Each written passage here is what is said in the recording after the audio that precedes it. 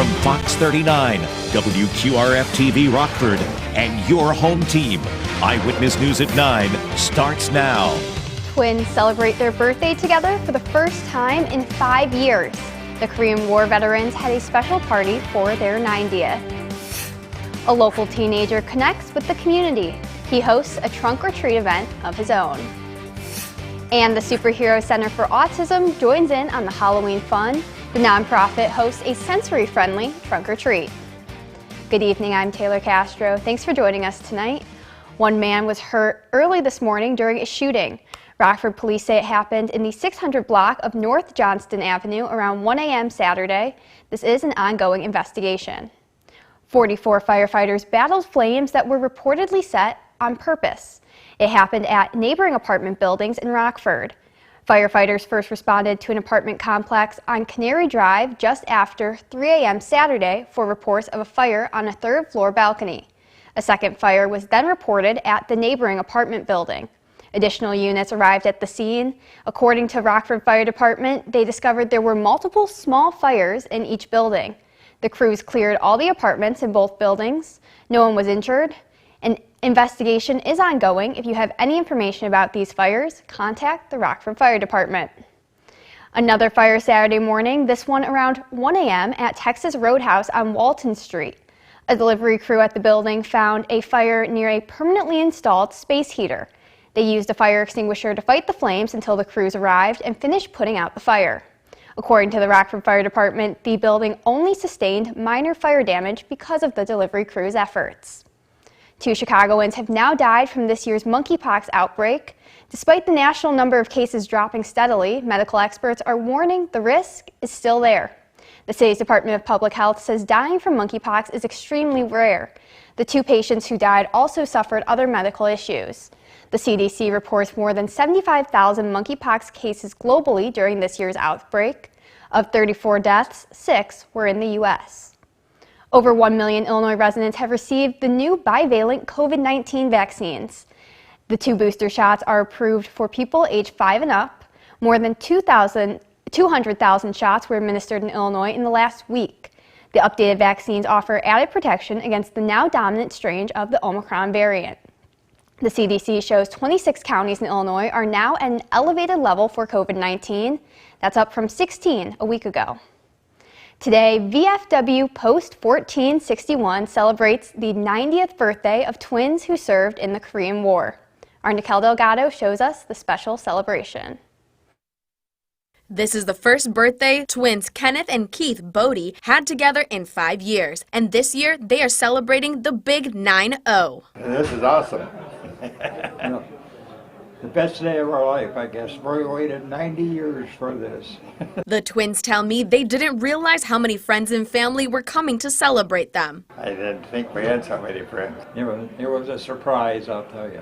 Keith's oldest son and daughter-in-law, Les and Debbie Bodie, says the twins haven't seen some family in a long time. It feels like an all-in-one family reunion and birthday celebration. Kind of overwhelmed about how many people are actually here right now. I think it's awesome. It's just awesome. The twins share how they grew up and how much life has changed over the years.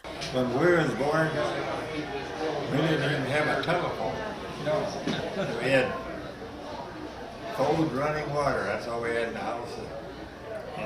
And a 2-seater potty, outdoors. And, I invite you back 10 years from now for the 100. I told Keith, I says, if you see 100, we'll do it all over again. Keith Bodie served in the U.S. Air Forces, and his brother Kenneth served in the U.S. Army. As a big birthday surprise, the Bodie twins were awarded the Korean Ambassador for Peace Medal. feels real good to me. It's an honor and all that to receive this stuff. And it's an amazing day, and I'm thankful for everybody that come out and seen us. Reporting in Belvidere for your home team, I'm Nicole Delgado. An organization spends the afternoon combining Halloween with a job fair. First Student Belvidere hosted a trunk or treat with vendors, food trucks, and a haunted bus. Job fair vendors were able to come set up for free as long as they had candy to give out. Little ones who will be riding the bus for the first time next year got to check out the buses and ease any related anxiety. Since there is a bus driver shortage, adults could test drive a bus and talk to a trainer. It took a lot of teamwork from everybody who works here to get it all together, and also the community, so it just goes to show when everybody comes together it works out. This is the second year they have held this event. A local teenager is connecting with the community by hosting a truck or treat.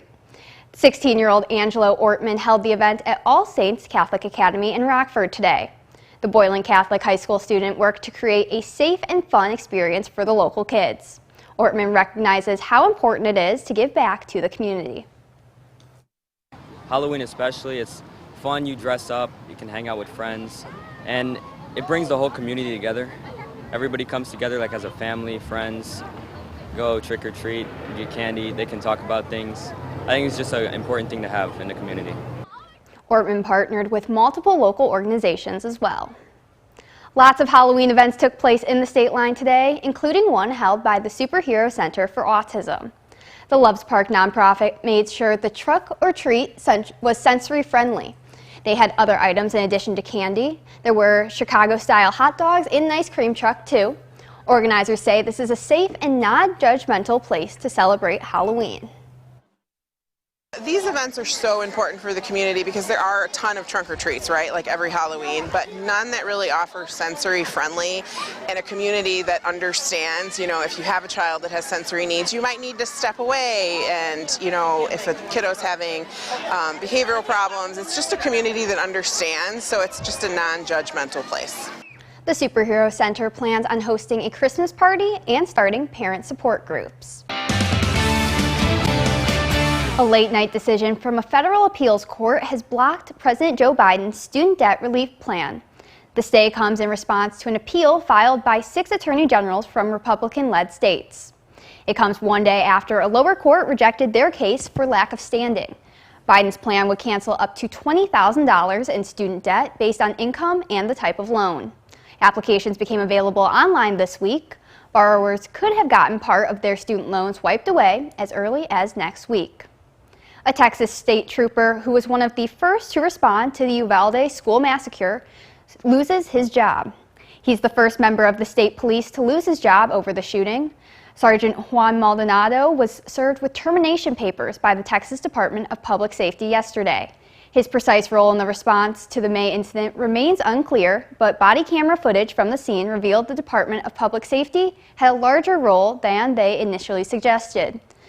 State troopers were some of the first to arrive but failed to confront the gunman, something experts say is against standard police procedure in mass shootings. In less than a year, NASA could have some explanations for UFO sightings. 16 experts selected by NASA will analyze data from hundreds of these occurrences. The group includes astrophysicists, oceanographers, and other type of scientists. They will spend the next 9 months combing through unclassified data of UFOs. The goal is to help the space agency craft scientific conclusions about what is actually occurring. Their findings are set to be shared with the public sometime next summer. Hurricane Rosalind is gaining strength as it approaches Mexico's Pacific coast. Now a Category 4 storm, the U.S. National Hurricane Center says Rosalind's maximum sustained winds are up to 130 miles per hour and growing. NOAA satellite imagery shows Rosalind has moved northwest over the last 16 hours. The National Hurricane Center expects the storm will make landfall on Sunday morning. Mexico has issued a hurricane warning for the coastal area. Now, your first warned weather forecast from meteorologist Jordan Wolf. Well, we made it up into the 80s here for many of us across the state line, including 80 degrees here in Rockford. The rest of our high temperatures in the low 80s, except for a couple of spots, including DeKalb and Monroe, did not quite make the 80-degree mark, but all across the region. It was a significantly warmer day than what we would expect to see, nearly 20 degrees above average for this time of year. As a matter of fact, these temperatures are something we haven't seen in quite a while. The last time that we had temperatures that were 80 degrees this late in the season was actually 1975, and we had 80 degrees that day back in the 1975. And normally we expect to see our last 80-degree day of this time of year October 4th. So it's actually a significantly warmer day than what we would typically expect, and it's been quite a while since we have seen warmth quite this significant. All of that due in part because of the clear skies that we had earlier today. Still a very clear sky out there on satellite and radar. Not really anything going on, just a few clouds beginning to pass their way through the area. Clear skies remaining in evident here. SkyTrack camera is overlooking downtown Rockford as well. That's where we're getting a very nice warm evening that we continue to see late into the day tonight as well. Temperatures will fall, but not very far. We only fall to around the 60-degree mark, and that's pretty close to where we would typically see our normal high temperature for this time of year. But the winds and the warmth do help to keep our temperatures quite a bit more mild than we would typically otherwise be. Temperatures tomorrow work their way back up into the upper 70s once again. Very breezy conditions continue, gusts close to 35 miles per hour.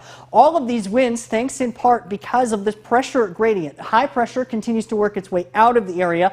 Low pressure works its way in. High pressure moves, or air moves from high pressure to low pressure, and the tighter that the pressure gradient is, that's where we get a lot more of those stronger winds that work their way in. That's what we've been seeing over the last couple of days because of the strong low pressure system that's working its way through into the state line. And including tomorrow, we could see those winds gusts once again close to that 35 mile per hour range.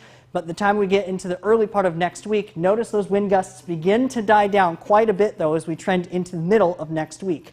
Here's what we're looking at with Futurecast, though, at least in the short term. Temperatures starting off relatively mild where they are now, continuing that trend overnight tonight. We're only down into around the upper 50s and low 60s. Tomorrow afternoon, we once again work their way back up into the upper 70s. We eventually see rain showers working their way in for the afternoon and the evening hours, not till around 8, 9 o'clock tonight or tomorrow night before we see any rain beginning to fall into the area. We get fairly cloudy skies that continue beyond that, and then we get stronger chances for rain showers that work their way in over the next couple of days. So here's what we're looking at with the extended range Futurecast. That's where we see a little bit more of those soaking rain showers working in late Monday night into the day on Tuesday before we eventually clear out with the cold front on that system coming by the time we get into Wednesday. Storm chances remain in effect once again as we continue to see tomorrow the chance for storms remains a little bit further out to the west, but here locally we do still have that very isolated chance. We could see those rain showers working their way in and storm chances as well. Temperatures, though, remaining fairly mild over the short term. We're still into the 70s here for the next couple of days. The chance for showers comes in Monday, and then we eventually trend back down much closer to normal. Rain chances eventually work their way out by the time we get into Wednesday, and then once again by the time we get into the weekend. But between now and then, temperatures once again returning back closer to normal.